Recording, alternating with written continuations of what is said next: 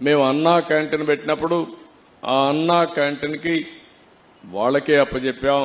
ఒక చిన్న కంప్లైంట్ లేకుండా బ్రహ్మాండంగా అన్నా క్యాంటీన్ నిర్వహించిన ఘనత కూడా అక్షయ పాత్రదని చెప్పి కూడా నేను మీకు తెలియజేస్తున్నా. 203 కేంద్రాలు పెట్టాం.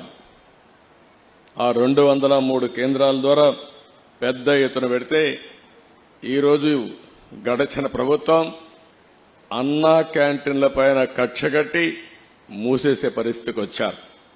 మళ్లీ తొందరలోనే అన్నా క్యాంటీన్లు ప్రారంభిస్తామని చెప్పి మీ అందరికీ హామీ ఇస్తున్నా. దీనికి ఒక స్ఫూర్తి కూడా ఉంది. ఒక పక్క అక్షయ పాత్ర, ఒక పక్క నందమూరి తారక రామారావు గారు కూడా మొట్టమొదటిసారిగా తిరుమల తిరుపతి దేవస్థానంలో అన్నదానం ప్రారంభించారు. ఆ కార్యక్రమానికి శ్రీకారం చుట్టారు.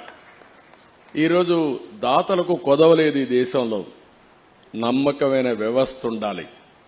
వెంకటేశ్వర స్వామి దేవాలయంలో అన్నదానాన్ని ప్రారంభిస్తే ఇప్పటికే 1000 కోట్లు 1200 కోట్ల రూపాయలు కార్పస్ ఫండ్ ఉంది.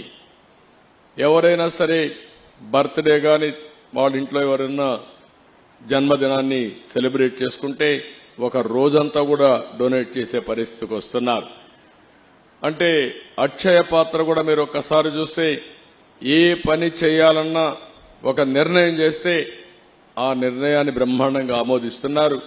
ఇప్పుడు 70-80 ప్లేసెస్ లో వాళ్ళు మోడర్న్ ఎక్విప్మెంట్ పెట్టి ఆధునికమైన వసతులతో వంట సెంట్రలైజ్డ్ కిచెన్ పెట్టి బ్రహ్మాండంగా చేస్తున్నారని చెప్పి కూడా నేను మీకు తెలియజేస్తున్నా.